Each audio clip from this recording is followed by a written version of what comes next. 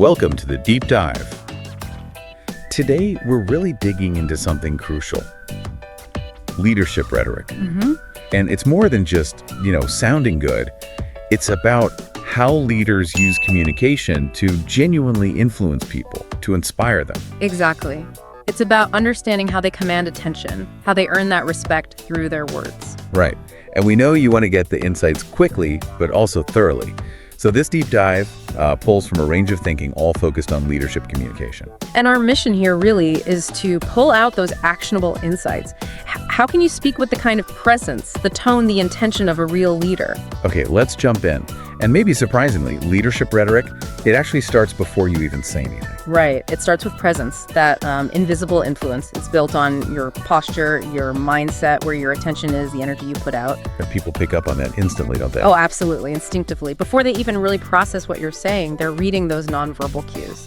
So if you seem nervous, or maybe not quite authentic, yeah, it can completely undermine your message right from the get-go. It's foundational. It either strengthens or weakens everything else. And this presence, it's not about putting on a show, is it? It seems to come from inside. That's the key. It comes from internal clarity, knowing your values, your beliefs. When a leader has that deep understanding, It just resonates. exactly, their words carry weight because they're aligned. They don't have to shout. Their conviction does the talking. So how do you cultivate that presence? Well, one really critical way is actually slowing down and using silence strategically.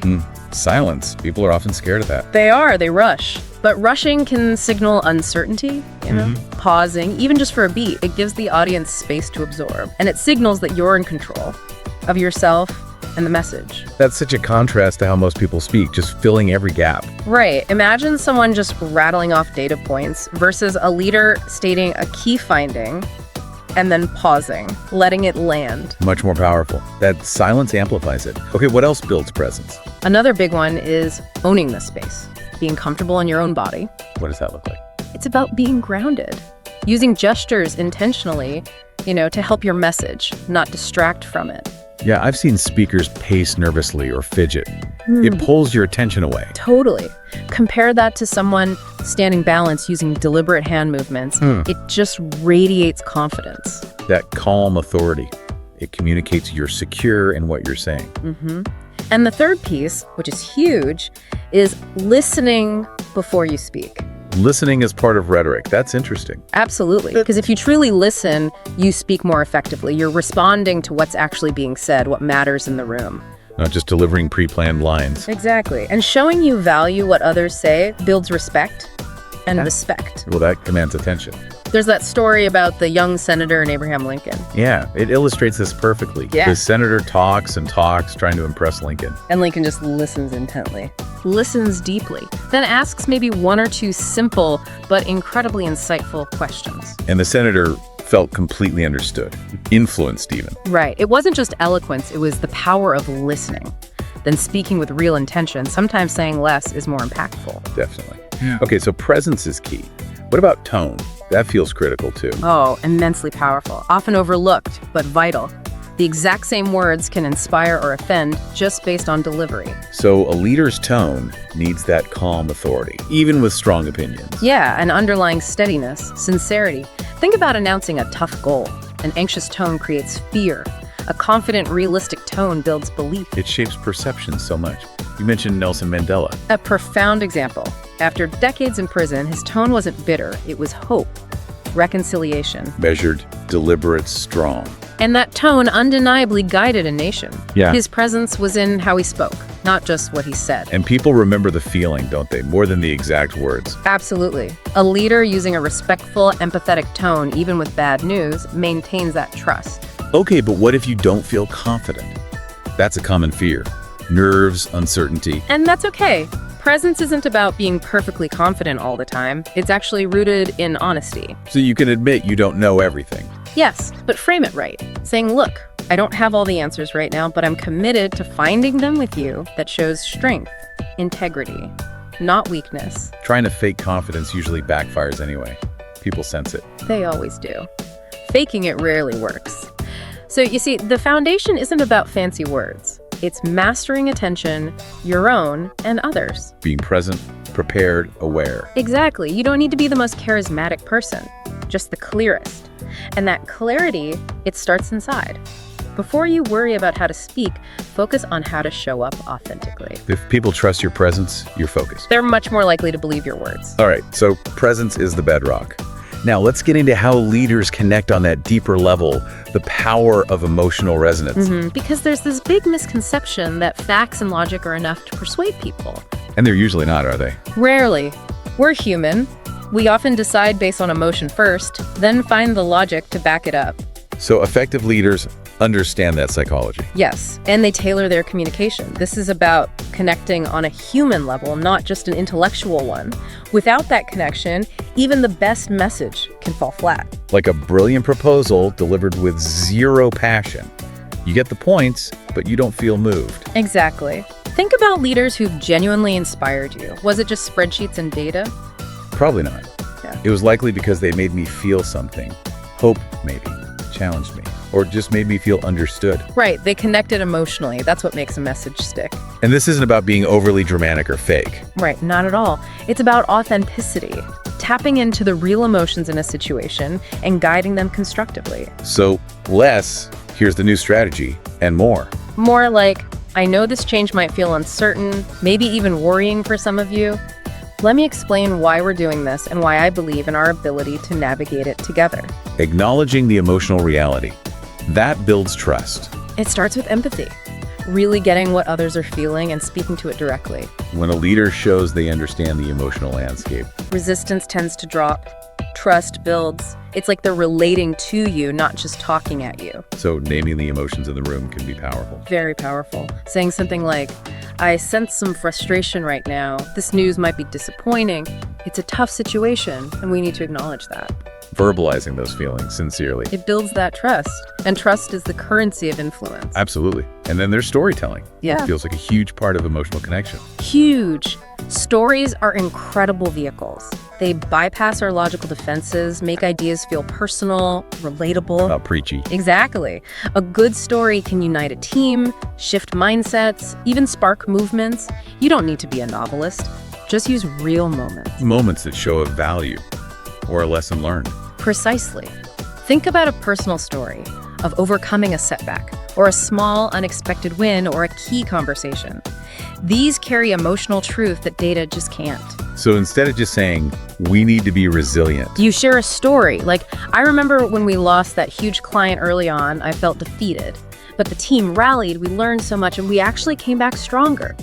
That taught me resilience isn't about avoiding failure, it's how we respond. Makes it tangible, real. And often, the most resonant messages come from vulnerability. Which isn't weakness, right? It's courage. It takes courage. Sharing a struggle, admitting a mistake, it humanizes you. People connect with humans. But it has to be selective, relevant vulnerability, not just oversharing. Exactly, selective honesty.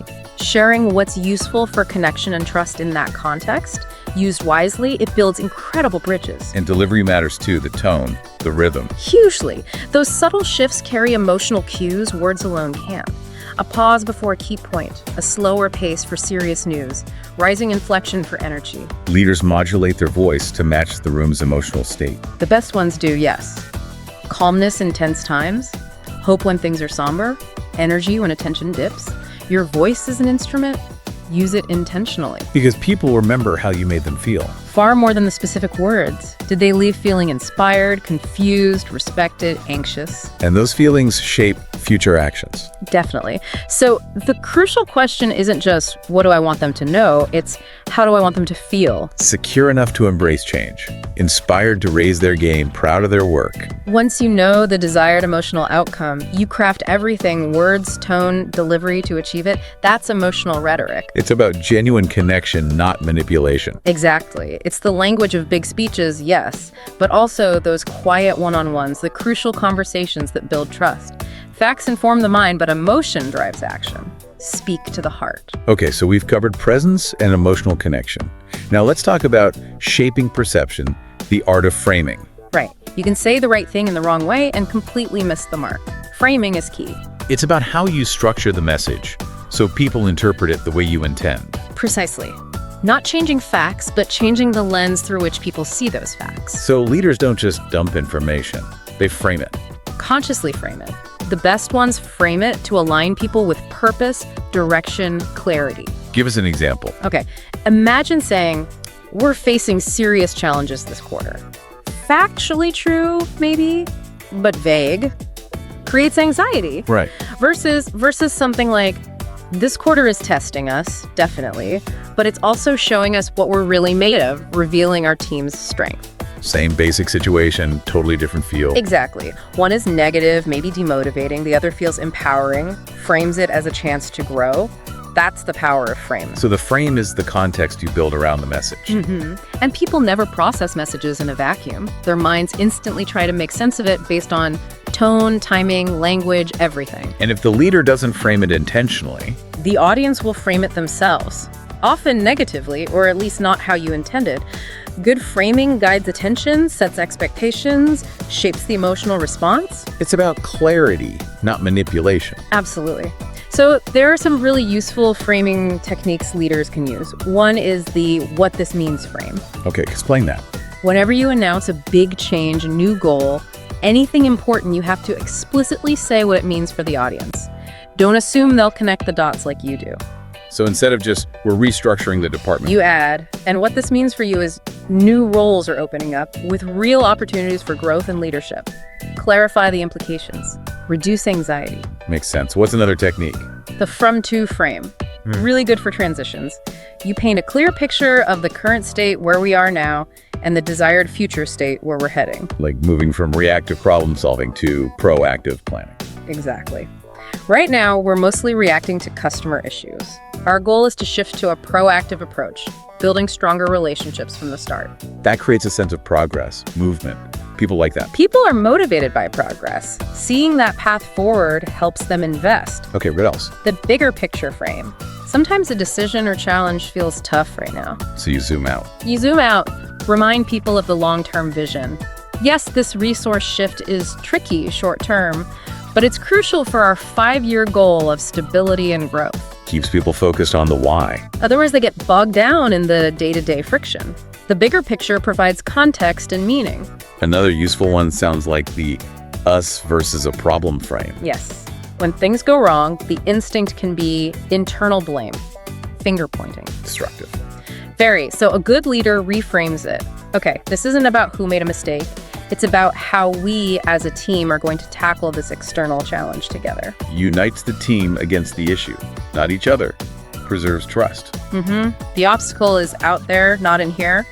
And finally, there's the opportunity in the obstacle frame. Finding the silver lining. Essentially, yes.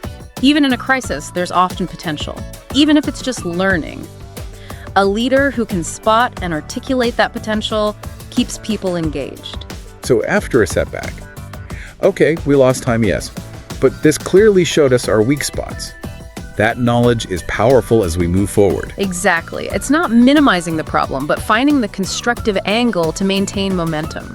And framing isn't just for bad news, right? Even praise can be framed better. Absolutely. Instead of just good job, you frame it to reinforce values. Excellent work handling that client. Your patience and control under pressure were outstanding and led to a great outcome. Highlights the behavior and the value, not just the result. Makes it intentional. And metaphors, they're a powerful type of framing, mental shortcuts. Like building a bridge between departments instead of just integrating teams. Yeah, much clearer, more collaborative image. Or, this project is a marathon, not a sprint, instantly conveys the need for endurance, pacing. Language shapes perception. Vivid, intentional language sticks. Definitely. And timing matters hugely in framing.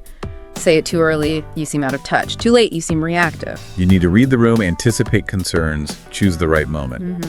And just to be crystal clear, framing is not spin. Right. Spin is trying to make bad look good without substance. Framing is honest communication, but with a constructive direction. Telling the truth, but choosing the most helpful interpretation to guide action. People respond to that honesty, that purpose. They do. Good framing helps people make sense of change, navigate ambiguity, embrace goals. It provides structure.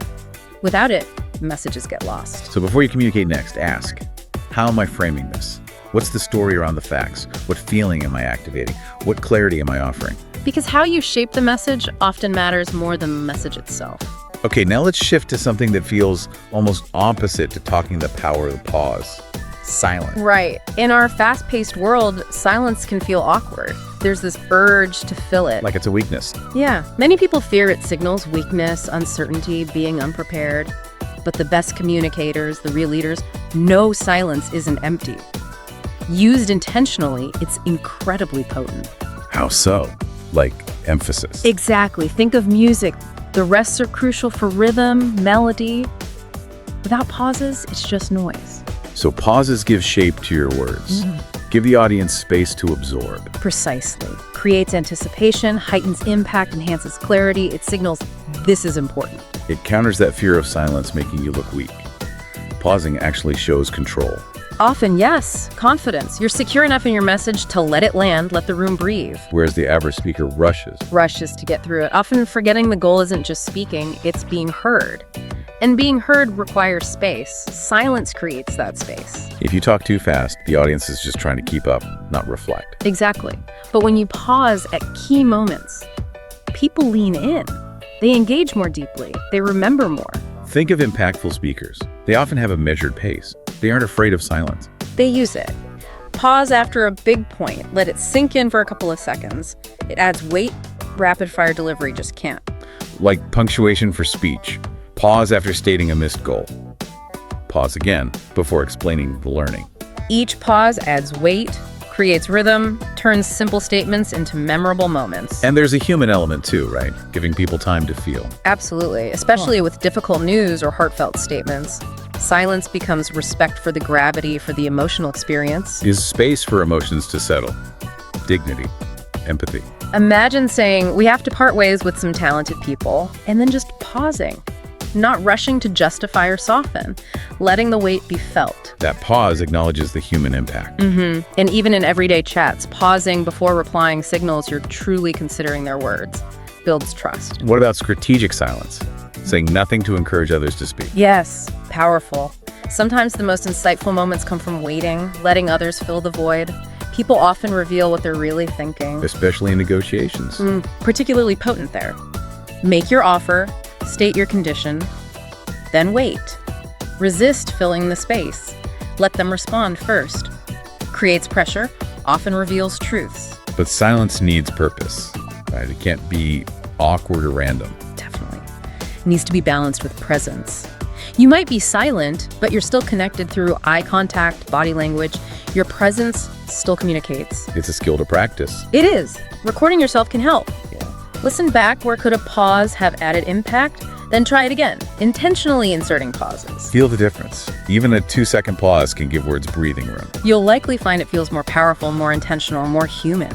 And there's a personal benefit too. It calms your nerves. It can, yeah. Nerves make people speed up.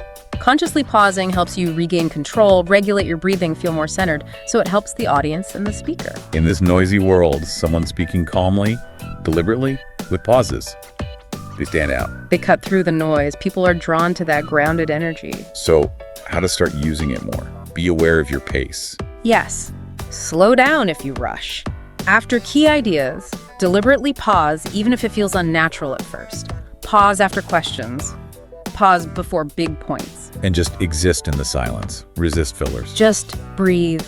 Maintain eye contact. Let your presence hold the space. Effective speakers say less but mean more.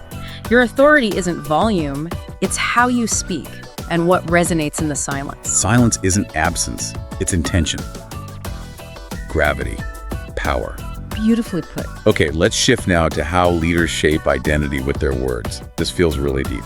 It is, because effective leaders aren't just giving info or orders, they're connecting people to shared meaning, shared purpose. People don't just follow facts, they follow what it all means. The purpose, the values, their own sense of belonging. Exactly. So leadership communication has to go beyond instruction. It needs to inspire, connect people to who we are together. It's about speaking for the audience sometimes, voicing their beliefs, aspirations. Yes, giving voice to those things. That's where real loyalty is built. Not just through plans or pay, but shared narrative, shared identity. And storytelling is central here again. Absolutely.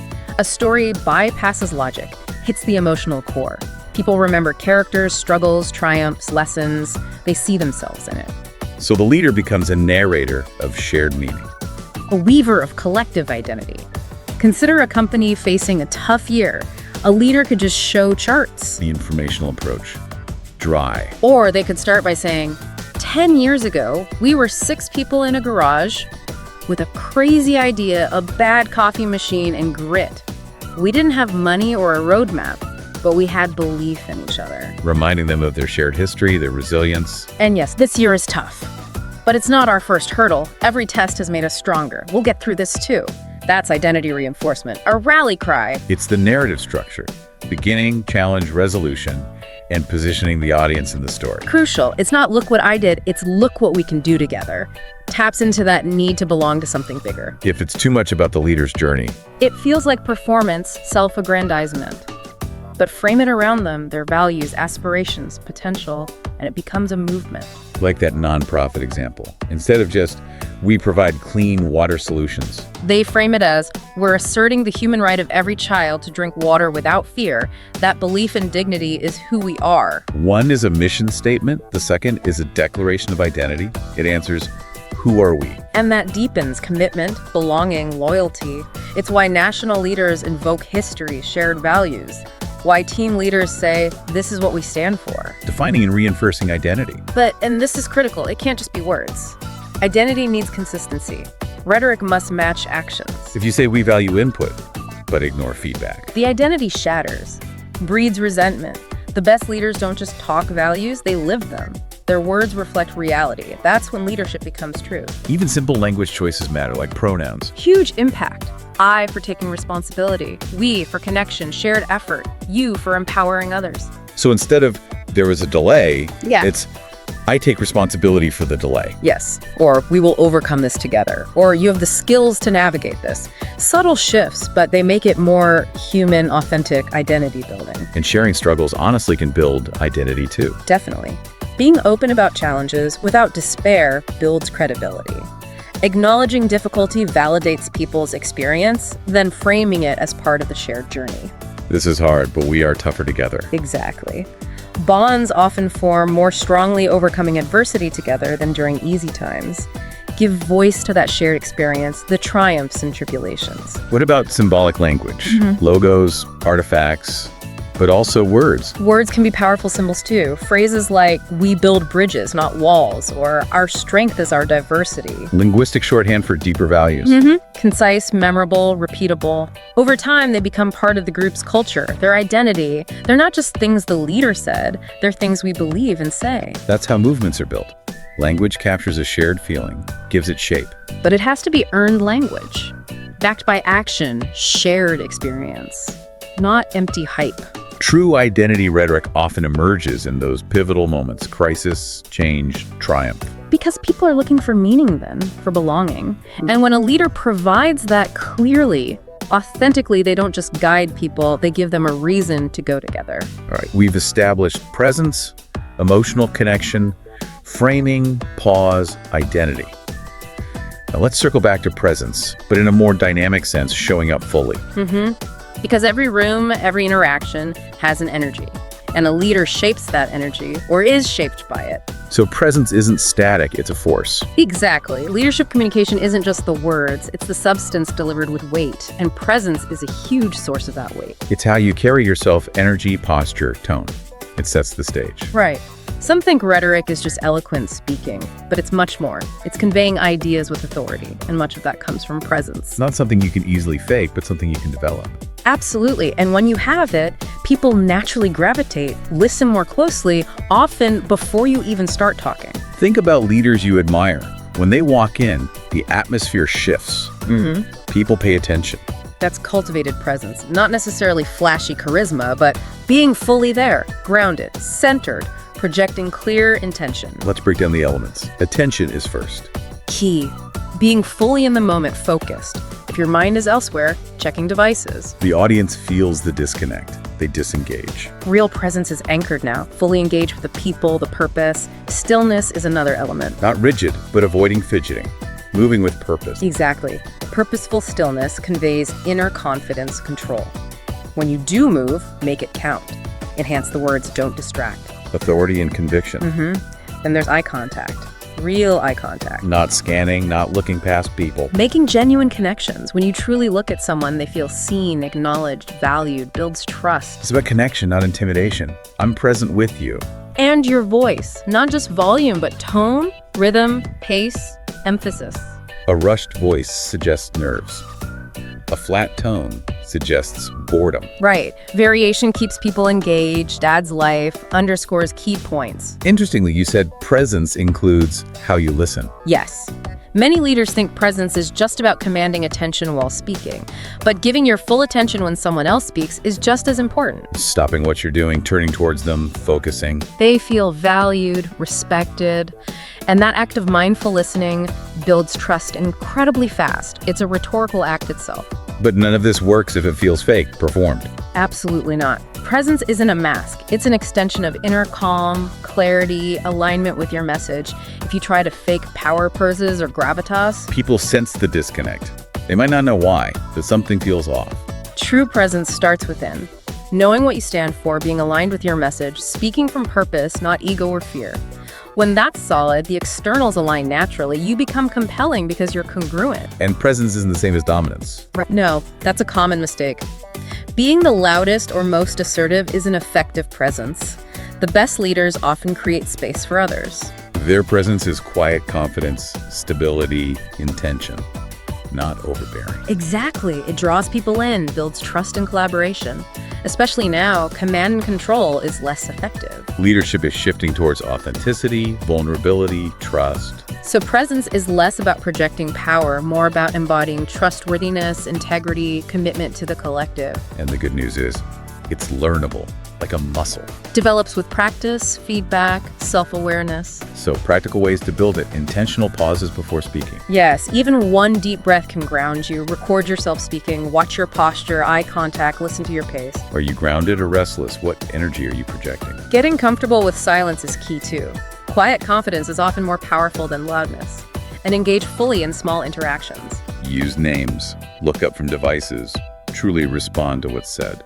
Those micro-presence moments build trust over time. And remember, presence isn't perfection. Authentic vulnerability can enhance it.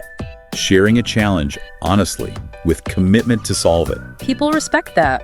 They don't need a superhero, they need a human they can trust. And trust starts with genuine presence. So preparing for communication isn't just about the words, it's preparing yourself internally. Yes. What do I believe? What energy do I bring? Who needs to feel seen? How do I cultivate that inner stillness to connect? When words and presence align, You don't have to fight for attention. People give it willingly. Your message resonates deeply. okay, this leads perfectly into the art of adaptation. Responding in real time. Critical skill. Because leadership isn't a solo performance, it's a dynamic conversation. The best rhetoric involves listening, responding, adjusting. Flexible rhetoric prevails, rigid messaging breaks. Often, yes. Because effectiveness isn't just what you say, it's what the audience hears and internalizes.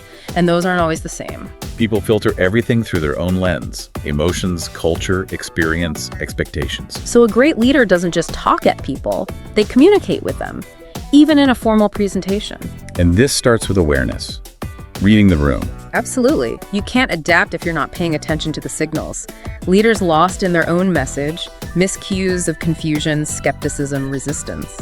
Are they leaning in or tuning out, nodding or looking unconvinced? Is the energy positive or tense? The audience is constantly giving feedback, often non-verbally.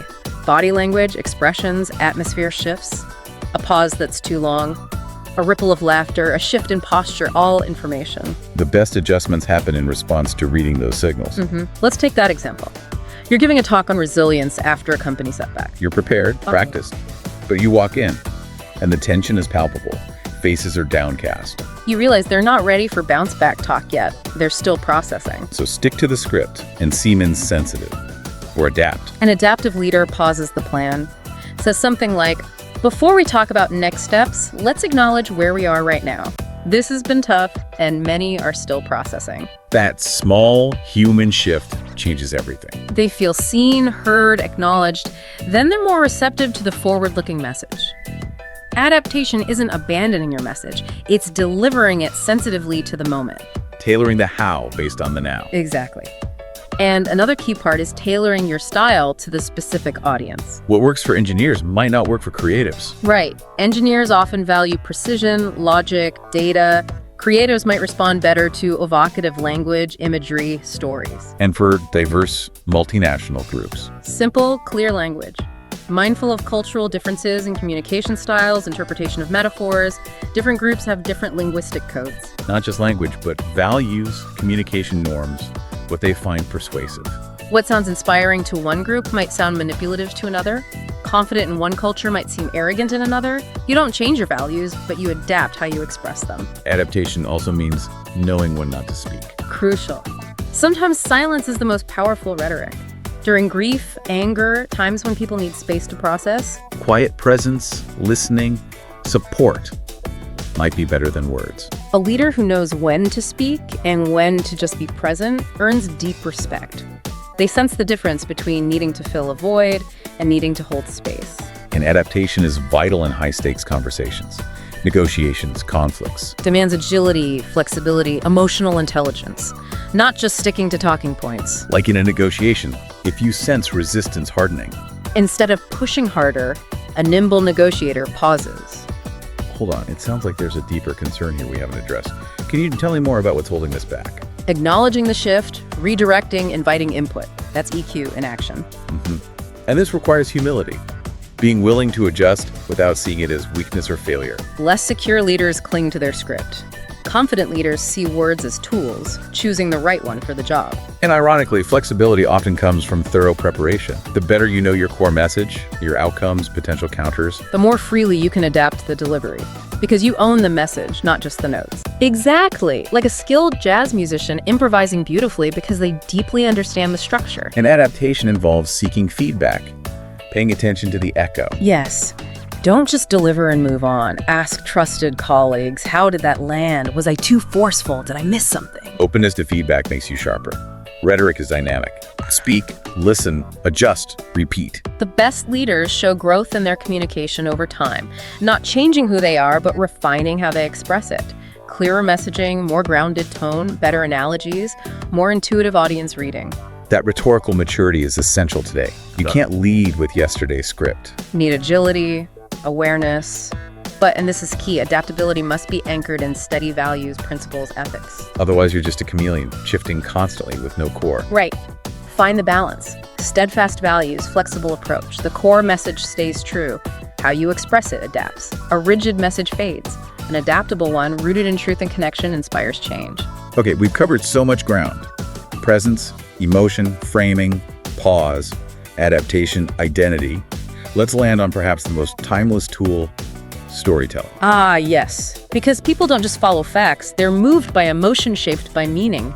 And that's why the best leaders are fundamentally storytellers. It's not just decoration, it's the core message, often. In many ways, yes. Stories do what logic alone can't. They make people feel. They create a relatable frame, make people care deeply. A spreadsheet informs the mind. A story moves the heart. It's the bridge between information and inspiration. Takes abstract data, breathes life into it, turns a distant goal into a journey people see themselves in. Leaders cast the audience as participants in a shared future, one story at a time. But not all stories land equally well. What makes them resonate? Specificity is huge. Vague, lofty language lacks grounding. Great stories thrive on vivid details. Like the nervous intern owning a mistake, or the team pulling an all-nighter. Yes. Those humanizing details give texture, authenticity, relatability. People remember the cracked voice, the spilled coffee, the one line in an email that changed everything. Concrete moments stick. Authenticity is next. More important than polish. Often, yes. Be genuine, honest. Speak from truth, even if it feels vulnerable. Sharing a real failure and the lesson learned. People listen differently.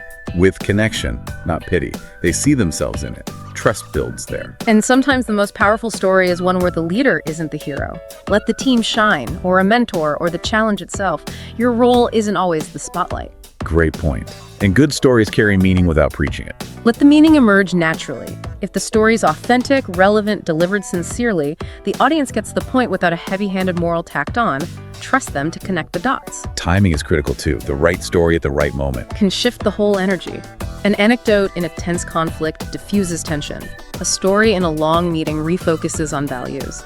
A vulnerable story after failure reignites belief. And storytelling isn't just for formal stages. Informal moments matter too. Hugely impactful. Hallway check-ins, coffee chats, team huddles, often more meaningful than podium speeches. And structure matters, even if it's simple. A basic rhythm helps. Situation, event catalyst, challenge, shift decision, learning impact. Creates movement, builds curiosity, delivers insight. Even micro stories work. Just a few sentences. Incredibly powerful, like, remember missing that Q1 deadline? Felt like disaster, but it forced a redesign, and the client says the final version is our best work ever. Tells a story setback leads to breakthrough better than bullet points on adaptability. Exactly. And leadership storytelling should be two-way. Invite stories from the team. What moment made you proud? What surprised you? Share a time we almost failed but pulled through. And then listen. Let their stories become part of the shared culture, the collective narrative. When a team tells its own stories, belief grows. Identity is a collection of shared narratives. In tough times, people cling to that shared identity, that belief in this is who we are, what we've overcome, what we can do. Stories make that identity tangible, resonant. Remember, storytelling is ancient. Leadership began around campfires, sharing tales of courage, loss, triumph. Tapping into that deep human capacity for connection, meaning. Reminding people not just what needs to happen, but why it matters. And the why fuels commitment, inspires action, creates legacy. Without it, people just do tasks. With it, they have purpose. So next time, ask, what's the story here? What moment makes this resonate? And even better, ask someone else for their story. When leaders steward the collective narratives, they lead meaning itself. We've covered so much. Now let's pull it together with the art of persuasion, guiding people towards a shared purpose. Right, and this is a subtle but vital shift. Persuasion isn't winning a debate or imposing your view. It's guiding others to see the world your way, embrace your beliefs, act on a shared understanding. And in leadership, it's a responsibility, not a tactic, but the art of alignment. Your vision becomes theirs, willingly. Earned belief. How do leaders do that effectively? Aristotle's tools come in here, right? Ethos, logos, pathos. The classical foundation. Ethos is your credibility, character. Do they trust you, see you as competent, fair, consistent? Built over time, but also communicated instantly through tone, body language, how you handle disagreement. If you lack ethos, the best logic or emotion won't land. People focus on their doubts about you. So live your values consistently, talk accountability, take accountability, preach transparency, be transparent. Persuasion starts with character, then logos, logic, and reason. The structure of your argument, supporting points, cause and effect, rationality. Laying out ideas like stepping stones. Not just do this, but here's why this makes sense. Here's the risk of inaction. Here's the plan. Clear, coherent thinking is persuasive, but logos alone can be dry, uninspiring, needs pathos. The emotional connection, evoking feelings aligned with the goal. Emotion fuels action. People rally behind hope, urgency, pride, even righteous indignation. To inspire change, commitment, leaps of faith, they need to feel something. So the best leaders weave all three. Ethos for credibility, logos for the roadmap, pathos for the motivation. Exactly. But, and this is crucial, persuasion must never become manipulation. Of the ethical line. Manipulation serves only your self-interest, often regardless of harm to others. Ethical persuasion aligns people toward a mutually beneficial goal. A good test. Would you be comfortable explaining your methods and intentions openly? If it relies on deception, withholding info, playing on fears dishonestly, you've likely crossed the line. Ethical persuasion respects autonomy, invites willing partnership. Language choice is critical here too. Hugely. Instead of, you need to trust me, try. Here's why I believe this is the best path, and I understand your concerns. Let's talk them through. Moving from demands to dialogue, collaboration, shared ownership. And sometimes the most persuasive thing is asking the right questions, not giving answers. Like, what's your biggest concern? What would make this stronger for you? What are we missing? Disarms defensiveness, shows you value their input, fosters collaboration. People commit more when they feel heard, partnered with. Framing comes back in powerfully here too. Absolutely. Is it a threat or a challenge? A crisis or a turning point? A burden or an opportunity? The frame shapes perception and response. Reframing, we're behind budget, to we're halfway through a turnaround, changes the whole feeling. Connects to hope, motivates effort. Also connect your ideas to things they already value. This isn't just about efficiency. It's about freeing you up for the creative work that matters to all of us. Rooting it in shared meaning. Contrast is also powerful, clarifying choices. If we do this, we grow. If we don't, we stagnate. Illuminates risks and rewards. And creating momentum, starting with small yeses. Instead of asking for a huge commitment, start smaller. Willing to pilot this for 2 weeks, lowers the barrier, builds towards the bigger goal. Success breeds success. Finally, repetition. Not robotic, but reinforcing core truths. Finding fresh ways to reiterate key ideas until they sink in, become familiar, part of the culture. People rarely get it the first time. Phrases like trust through transparency, succeed or fail together, every voice matters. When repeated sincerely and backed by action, They persuade minds and hearts. Ethical persuasion isn't manipulation.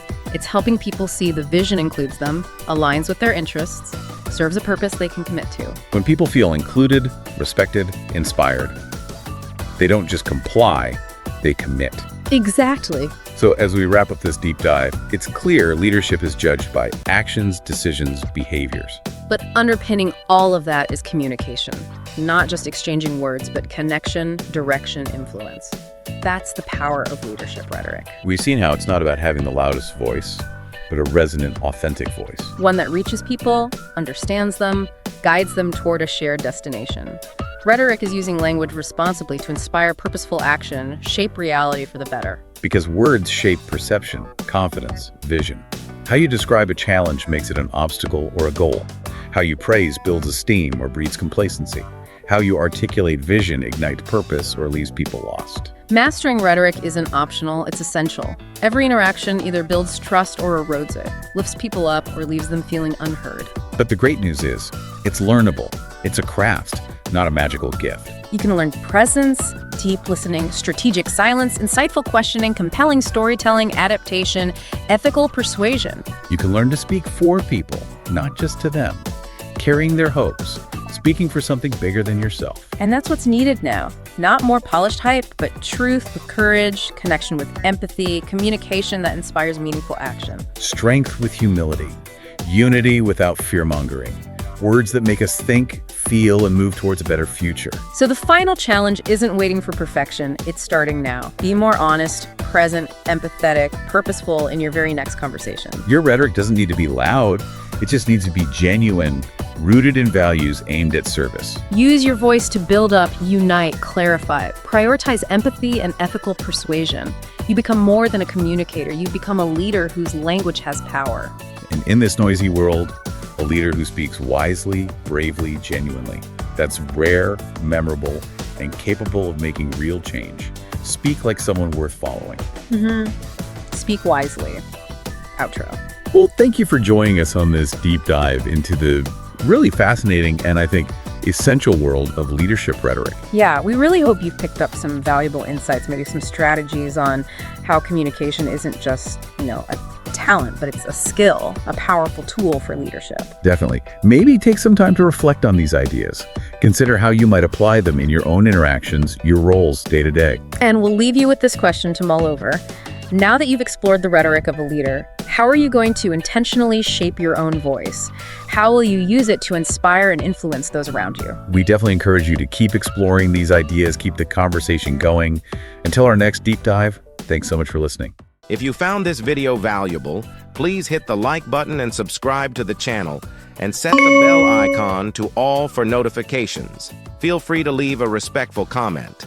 Vulgar or inappropriate comments will be blocked. See you in the next video.